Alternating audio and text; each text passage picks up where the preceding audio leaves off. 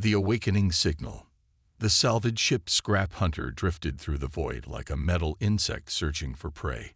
Captain Zara Kef's forearms worked the controls with practiced efficiency, her compound eyes scanning the sensor readings that painted ghostly images across her screens. The dead zone held treasures for those brave enough to venture into its empty depths. "Another piece of junk," muttered Dr. Joran Vell from his position at the analysis station. His chidnous fingers clicked against the console as he dismissed yet another debris signature. 17 derelicts this cycle, and not one worth the fuel we spent getting here. Zara's mandibles clicked in annoyance. The Vorthan Salvage Guild expected results, not excuses. Her crew had been working the Outer Rim for 3 standard months without a significant find. The dead zone lived up to its name, empty space where even the scavengers rarely ventured. "Wait," Joran's voice carried a different tone now. "Captain, you need to see this." The main display shifted to show a long-range scan. There, hanging in the darkness between 2 burned-out stars, was something that made Zara's breath catch. The object was massive, easily 3 times the size of her salvage vessel, but it wasn't the size that surprised her. It was the design. "What in the void is that thing?" she whispered.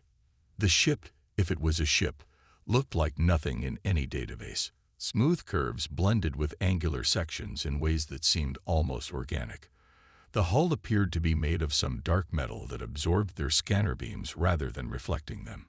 Most strange of all, despite its apparent age, the vessel showed no signs of battle damage or decay.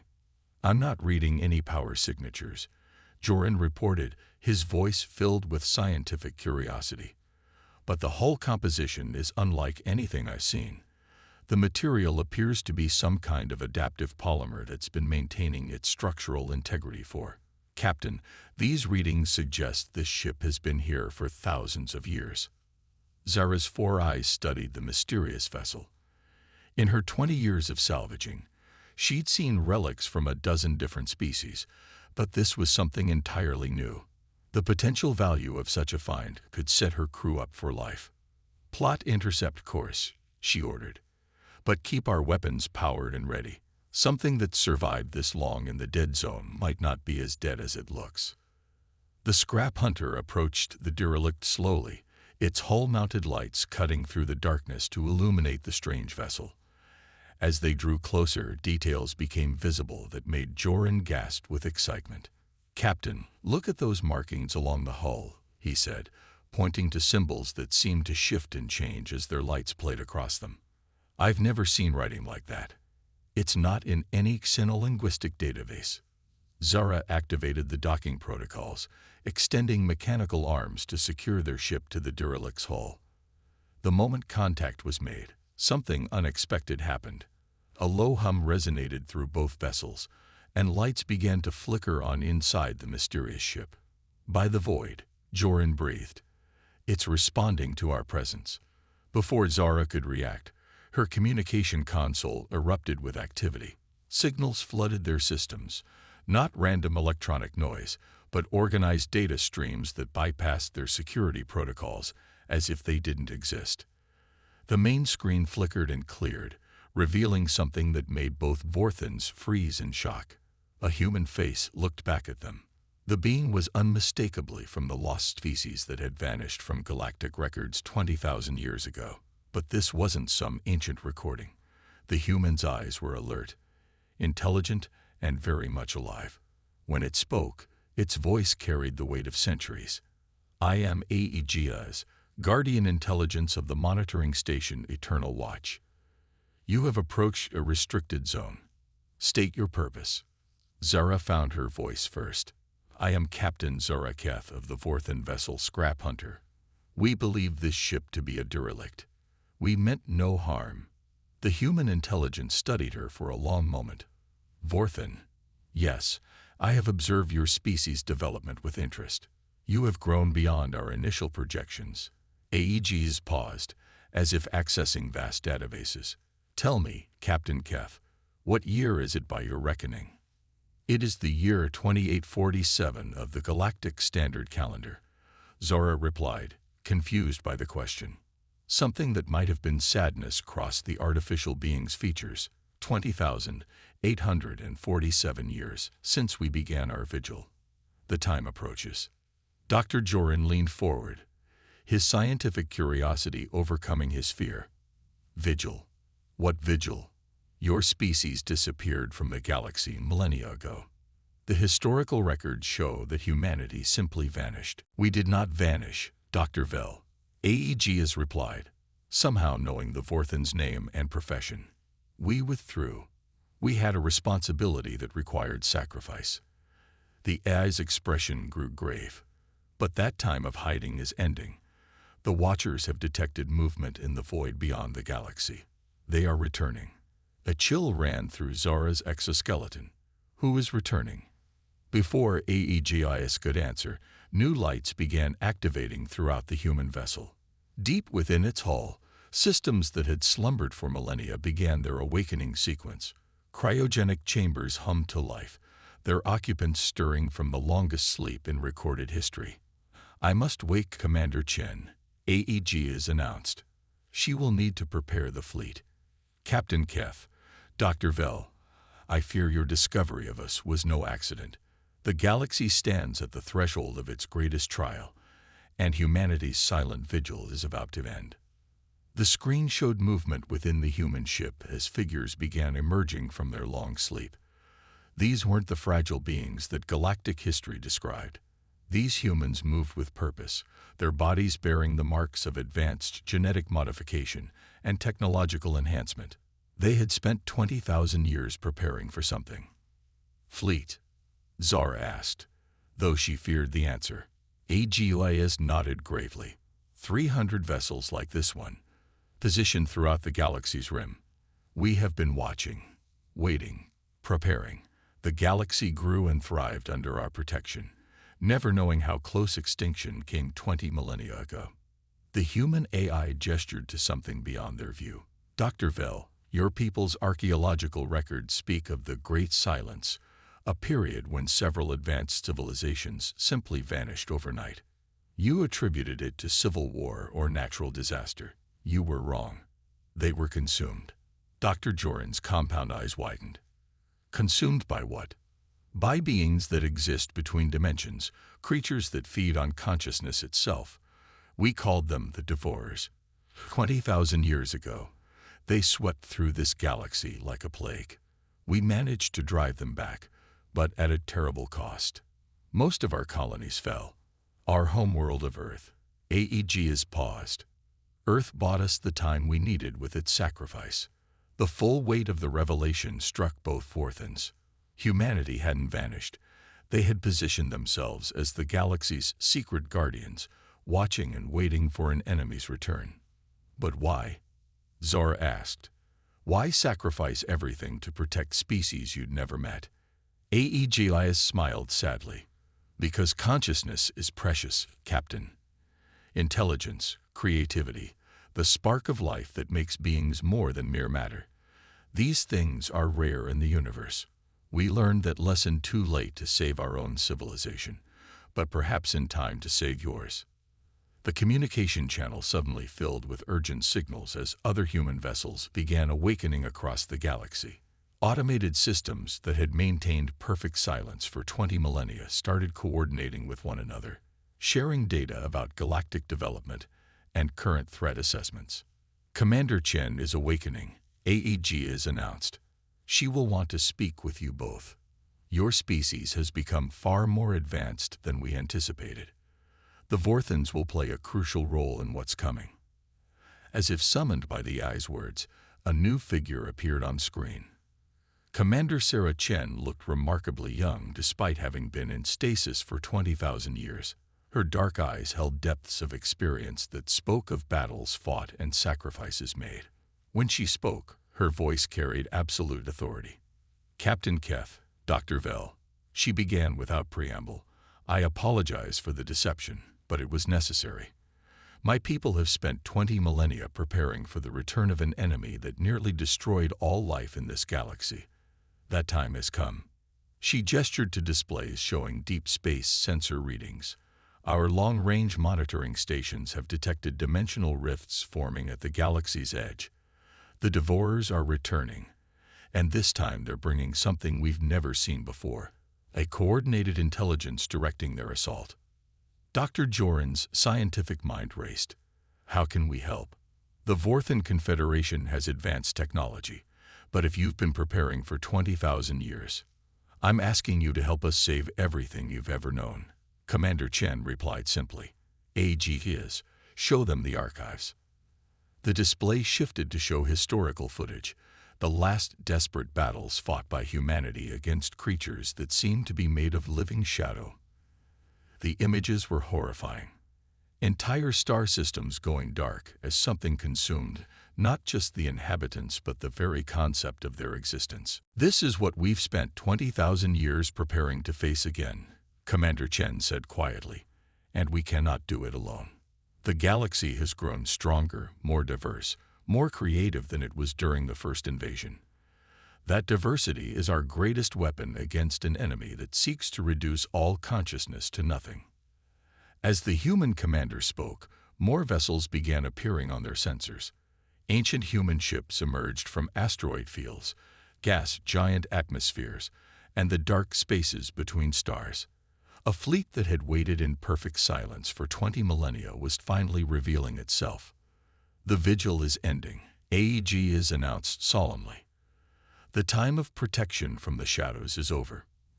Now begins the age of unity, where all species must stand together or face extinction separately. Captain Zara Keth looked at her crew, then back at the humans who had sacrificed everything to protect a galaxy that never knew they existed. The choice before her was simple, even if its implications were staggering. What do you need us to do? The ancient guardians. The asteroid field known as the Graveyards had earned its name from the countless ship hulls that drifted among the rocks, picked clean by generations of salvagers.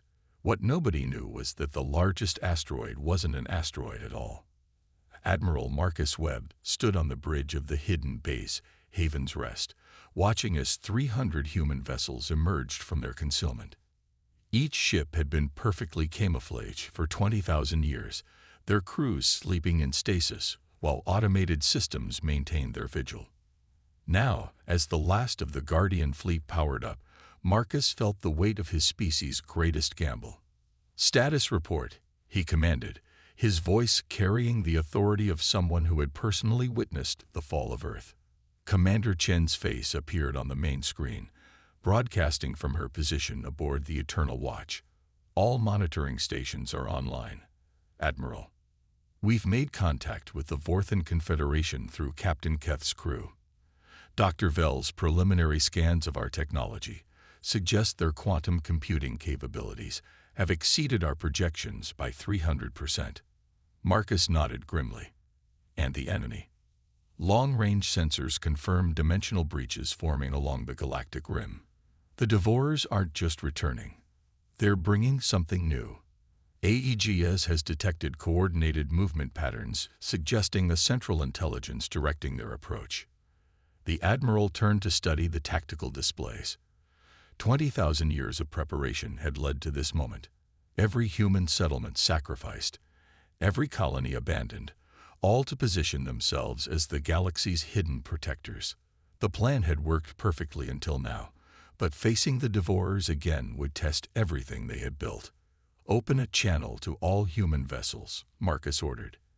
As communication links established across the fleet, he saw hundreds of faces looking back at him. Men and women who had volunteered to sleep away 20 millennia to protect strangers. "Guardian Fleet," he began, "our long watch is ending. The enemy we drove from this galaxy 20,000 years ago has returned, but they do not face the same galaxy they left behind. The species we protected have grown strong, creative, and diverse. They have technologies we never imagined and ways of thinking that may prove crucial in the coming battle." He paused, letting his words sink in. "We are no longer alone in this fight. Begin Phase 2 of Operation Silent Vigil, full revelation and alliance formation. Contact every major civilization in the galaxy. It's time they learned the truth. Across known space, ancient human beacons hidden in asteroid belts and forgotten nebulae suddenly burst to life. The signals they transmitted bypassed all conventional communication networks, appearing simultaneously on every major world's primary channels. On Vorth Prime, the homeworld of Captain Keth's people, Keth Prime Zoran stared at the impossible message that had appeared on his personal console. The face looking back at him was unmistakably human, a species that supposedly went extinct before the Vorthan Confederation even existed. People of the galaxy, Admiral Webb's recorded message began. I am Admiral Marcus Webb of the Human Guardian Fleet. For 20,000 years, my people have maintained a silent watch over your civilizations, protecting you from a threat you never knew existed. That time of protection is ending. The message continued, explaining the truth about humanity's disappearance and the enemy that was returning. Similar scenes played out across dozens of worlds as entire civilizations learned that their development had been secretly guided and protected by a species they thought was extinct. Back aboard the Eternal Watch, Dr. Joran Vell worked frantically alongside human scientists to understand the quantum bridging technology. The concept was staggering, linking the consciousness of multiple species to create a collective defense against creatures that attack the mind itself. The neural pathways are compatible, he reported to Commander Chen, his excitement barely contained. Vorthan collective consciousness interfaces naturally with human individual determination. Together, we might create something unprecedented. Commander Chen studied the data streams flowing between their vessels. Doctor, we need to expand this connection. The Altheri crystal singers, the Nexus machine minds, the Kethvar hive networks, every unique form of consciousness in the galaxy might contribute something vital to our defense. But will they trust us? Dr. Vell asked. 20,000 years of deception won't be easily forgiven. They'll trust us because they have to, Chen replied grimly, pointing to the long-range sensors. Look. The display showed deep space readings from the galactic rim. Dark shapes were emerging from dimensional rifts. Not the chaotic swarm that humanity had faced millennia ago, but organized formations moving with terrifying purpose. The Devourers had learned, evolved, and returned with a plan. AGS, Chen called to the ship's eye. Analysis of enemy formations. The artificial intelligence materialized as a hologram, its expression grave. The Devourers have developed hierarchical structures.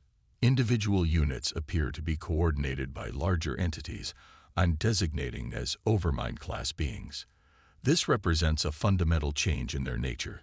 They've learned to think collectively while maintaining their reality-consuming abilities. The implications hit everyone simultaneously. An enemy that had nearly destroyed the galaxy through chaotic hunger had returned with intelligence and organization. Captain Zora Keth's voice crackled over the communication system from her position aboard the Scrap Hunter. Admiral Webb, the Vorthan High Command, is requesting immediate tactical briefings. They're mobilizing the entire Confederation fleet. Excellent, Admiral Webb replied. Commander Chen, take your vessel to Vorth Prime. Begin integration protocols with their quantum network. Dr. Vell, I'm transferring complete technical specifications for our neural bridging technology. As the human ships spread throughout the galaxy, each making contact with different civilizations, the scope of the revelation continued to expand. On the crystal world of Alfar, beings of living music learned to harmonize their songs with human tactical algorithms. The machine minds of the Nexus Collective interfaced directly with human AIs, sharing processing power across species boundaries. But the most crucial development came from an unexpected source. Dr. Elena Vasquez, humanity's leading expert on dimensional physics, emerged from 20,000 years of stasis aboard the research vessel Deep Thought. Her first action was to review the sensor data on the returning Devourers, and what she found changed everything. Admiral, she reported via quantum entanglement communicator, the enemy isn't just organized. They're being directed by something from outside our dimensional framework entirely. The overmind entities are themselves being controlled by what I can only describe as a meta-intelligence existing in the spaces between realities. Admiral Webb felt a chill that had nothing to do with the cold of space. Explain. The original Devourers we fought 20,000 years ago were like wild animals, dangerous but predictable. These new formations suggest something is using them as tools. We're not just facing hungry predators anymore. We're facing something that understands strategy, that can learn and adapt in real time. The revelation spread through the growing alliance like wildfire. Human tacticians shared the information with Vorthan strategists, who fed it into their quantum computers and shared the results with Altheri probability singers.